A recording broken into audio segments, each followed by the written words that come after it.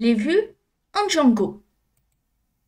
Nous allons maintenant nous focaliser sur les vues en Django. Des composants qui sont clés pour la gestion de la logique de votre application. La création, la gestion des erreurs et la mise en forme des réponses retournées par les vues vont constituer des compétences qui sont indispensables pour les développeurs et pour travailler efficacement avec Django. Django utilise le concept de vue pour gérer la logique de l'application. Les vues, définies comme des fonctions ou classes, servent à traiter les requêtes HTTP et à produire les réponses HTTP qui sont adéquates. Les vues Django agissent comme des ponts entre modèles et templates et prennent des données de vos modèles, les traitent si nécessaire et passent à un template pour la présentation. Un des gros avantages des vues de Django va résider dans leur flexibilité et leur modularité. Grâce à leur conception fonctionnelle et de ce fait orientée objet, les vues peuvent être facilement réutilisées et étendues en favorisant un code propre et maintenable. Avec les vues Django, les tâches courantes comme le traitement des formulaires, l'affichage des listes d'objets ou la manipulation des sessions deviennent des opérations simples et structurées. De plus, les vues Django offrent un niveau élevé d'intégration avec le reste du framework.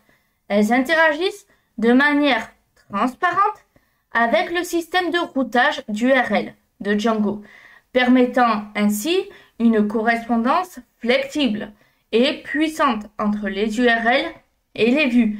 Les vues peuvent également tirer parti des fonctionnalités de sécurité de Django. On a par exemple la protection contre les attaques CSRF ou l'authentification des utilisateurs de manière sécurisée. Définir et enregistrer des vues en Django. La définition de vue se fait au niveau du fichier views, views.py.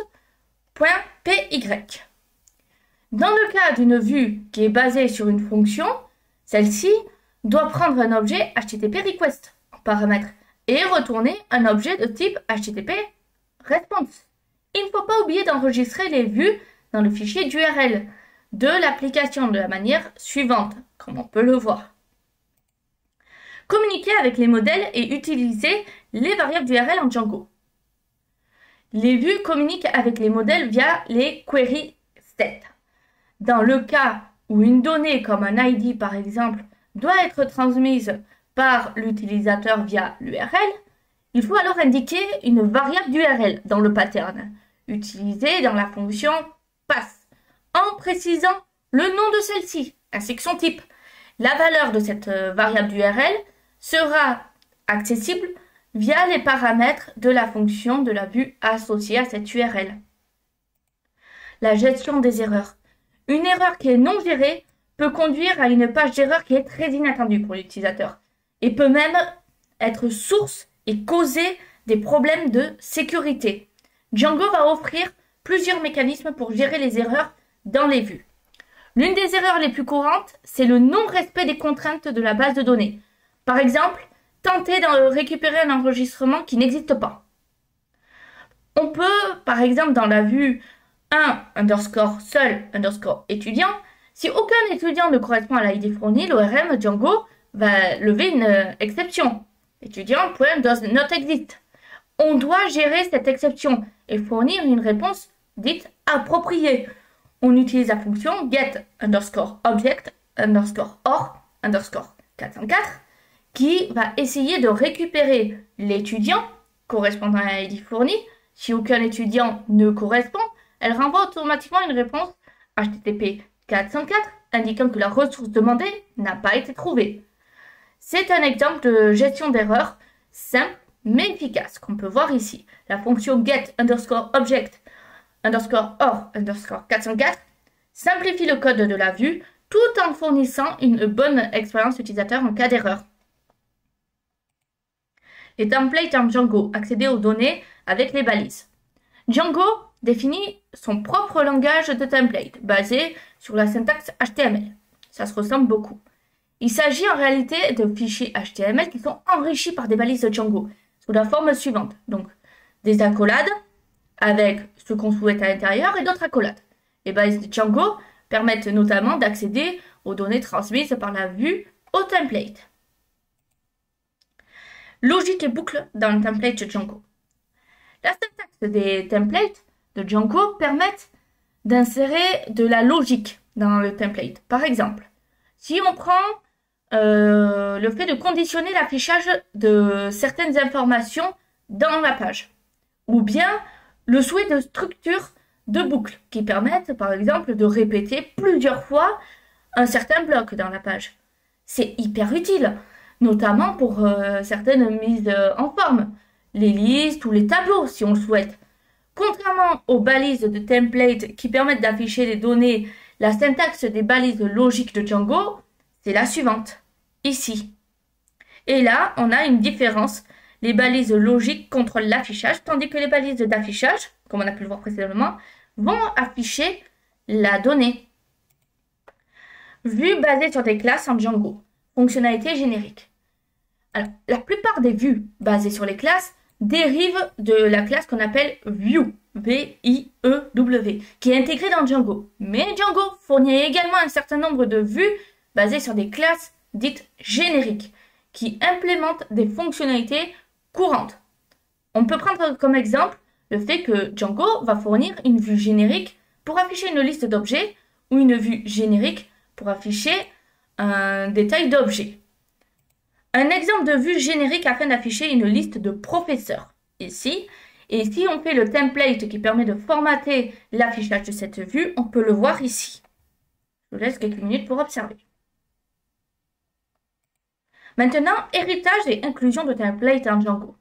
La syntaxe de template et de Django fournit ce qu'on appelle des balises permettant la factorisation du code HTML. La balise ici, qu'on peut voir, permet, selon le même principe que celui de la programmation orientée objet, de mettre en place un héritage de template. Ceci afin de factoriser le code commun à travers différents templates. La balise, donc ici, include, permet d'externaliser certaines portions de template et de les réutiliser potentiellement à plusieurs endroits qui sont différents. Gestion des fichiers statiques en Django. En développement web, les fichiers statiques, comme on dit, se réfèrent à tous les fichiers qui ne sont pas générés dynamiquement par opposition. Cela inclut des fichiers tels que les feuilles de style CSS, les scripts JavaScript, des images, des fichiers audio, etc. Ces éléments sont essentiels pour donner vie à nos pages web en ajoutant des styles, des fonctionnalités et des médias. Django va fournir une structure qui est robuste pour gérer ces fichiers statiques. Pour chaque application qu'on va créer dans Django, un dossier appelé statique est généralement créé. C'est ici qu'on stocke tous les fichiers qui ne changent pas et qui ne sont pas nécessaires à notre application, tels que images, feuilles de style CSS, script JavaScript. Lorsqu'on exécute notre application en mode développement, Django est capable de trouver et de se servir des fichiers de manière automatique, ce qui va simplifier le processus de développement. Structuration des fichiers statiques en Django. Alors, maintenant qu'on a parlé de la gestion de nos fichiers, on va parler de la structuration. La structuration des fichiers statiques dans chaque application peut être organisée comme on le souhaite. En soi, on est libre. Mais c'est courant de créer des sous-répertoires pour différencier les différents types de fichiers. On a par exemple CSS pour les feuilles de style, JS pour les scripts JavaScript, IMG pour les images. Savoir que cette organisation va aider à maintenir un projet propre et facile pour naviguer dedans. Gestion des fichiers statiques en mode production. Attention, lorsque l'on conçoit une application et qu'on passe en mode production, la gestion des fichiers statiques est différente. Django n'est pas conçu pour servir de fichiers statiques en production. C'est généralement recommandé de configurer un serveur web séparé ou un service de stockage de fichiers statiques pour servir de ces fichiers. Par exemple, des services comme Nginx, Nginx, Apache ou même des services de stockage en nuage, le cloud, comme AWS. S3 sont souvent utilisés à cet effet. Optimisation des fichiers statiques pour la performance. Le stockage et le service efficace des fichiers statiques sont souvent essentiels pour la performance d'une application. Si on optimise la façon dont ces fichiers sont servis, on peut améliorer le temps de chargement du site, ce qui peut avoir un impact positif sur l'expérience de l'utilisateur et le référencement du site. Gestion des redirections en Django. Dans le cadre du développement web, il est souvent nécessaire de rediriger les utilisateurs vers une autre page, après qu'ils aient effectué une certaine action. Par exemple, soumettre un formulaire ou effectuer une action CRUD. Alors qu'est-ce que le CRUD? Create, Read, Update, Delete. Les redirections, c'est crucial pour maintenir une expérience utilisateur qui est fluide et cohérente. Django va fournir une fonction très pratique pour gérer les redirections, la fonction redirect. Exemple, gérer les redirections. Donc dans Django, la fonction redirect, c'est un raccourci pour créer une réponse HTTP avec le statut 302 qui va indiquer une redirection temporaire. Cette fonction est assez flexible car elle prend en compte plusieurs types d'arguments pour déterminer l'URL de redirection. On a par exemple le fait de passer directement l'URL en tant que chaîne de caractères ou on peut passer le nom de la vue et ses arguments qui correspondent. Django générera l'URL pour nous. Cela donnera une grande flexibilité pour gérer les redirections dans notre application et ainsi ça assure que les utilisateurs seront toujours dirigés vers un endroit approprié. Ici, si on prend cet exemple, create_post, c'est une vue qui gère la requête post pour créer un nouveau post. Si la requête est une méthode post et que le formulaire est valide, la vue va sauvegarder le formulaire puis redirige l'utilisateur vers l'URL mappée, home. Si la requête n'est pas un post, par exemple si l'utilisateur accède à la page pour la première fois, la vue crée une nouvelle instance de post form et la passe template app / create_post HTML.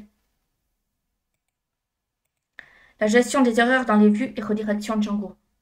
Lors de la gestion des vues et des redirections, il faut vraiment s'assurer une bonne gestion des erreurs. Par exemple, on prend un formulaire qui n'est pas valide. Il faut s'assurer que l'utilisateur reçoit un retour qui est approprié. De même, lors de la redirection, c'est important de vérifier que l'URL de redirection est correcte et accessible. Si on n'a pas une gestion adéquate des erreurs, l'application peut se comporter de manière un peu imprévisible et fortement frustrer les utilisateurs. Donc, ils risquent de partir. Validation de formulaire et affichage des erreurs dans Django. L'une des étapes de toute application web, quelle qu'elle soit, basée sur Django ou autre, c'est la validation des formulaires et la gestion des erreurs. Chaque formulaire donc, qui est soumis avec Django va passer par un processus de validation, lors duquel Django va vérifier chaque champ pour s'assurer qu'il répond à toutes les contraintes et conditions définies. Si le formulaire n'est pas valide, Django va associer des messages d'erreur pertinents à chaque champ fautif. Donc l'attribut errors du formulaire va offrir accès direct à ces messages d'erreur en fournissant un dictionnaire où chaque champ est associé à sa liste d'erreurs. L'intégration de ces erreurs dans le template de réponse peut se faire simplement en faisant référence à form errors et ou forms.nom du champ d'erreur, .error, comme on peut le voir ici.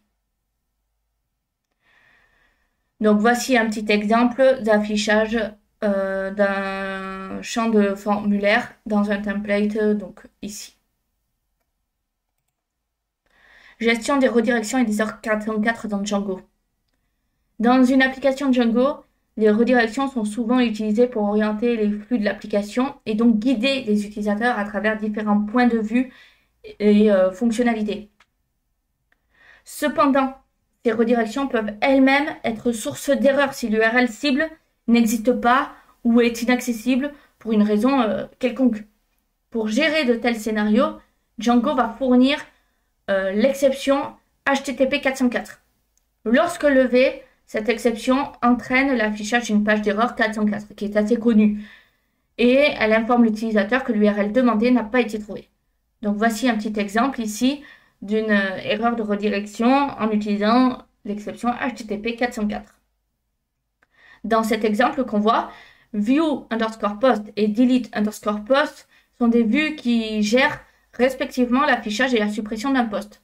Si le post en question spécifié par post_id n'existe pas, on a get_object or_404 qui lève une exception, HTTP 404, et Django affiche une page d'erreur 404. Si on doit résumer cela, la gestion efficace des vues, du routage et de redirection dans Django est un élément qui est essentiel pour assurer une expérience utilisateur fluide. De plus, la manipulation des formulaires et la gestion adéquate des erreurs sont des composants clés dans cette gestion. Si on doit conclure, dans l'exploration de Django, c'est crucial de maîtriser les principes fondamentaux qui sont liés à la création des vues, à la gestion des erreurs et à la redirection. Les vues sont au cœur de toute application en Django, donc c'est très important de retenir, et ça représente les fonctions Python qui prennent une requête web et produisent une réponse web. Savoir vraiment comment construire et manipuler ces vues, c'est capital pour gérer le flux d'informations dans notre application.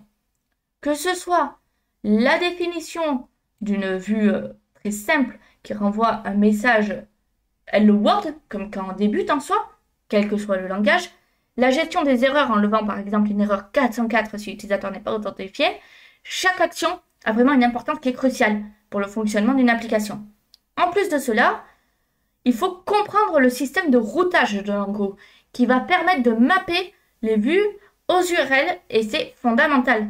Que ce soit l'élaboration d'un système de routage mappant toutes les requêtes à l'URL /hello/ à notre vue Hello World ou l'utilisation d'une fonction de redirection pour renvoyer l'utilisateur à une autre URL, chaque étape doit être soigneusement réalisée pour s'assurer que la navigation fluide de l'utilisateur.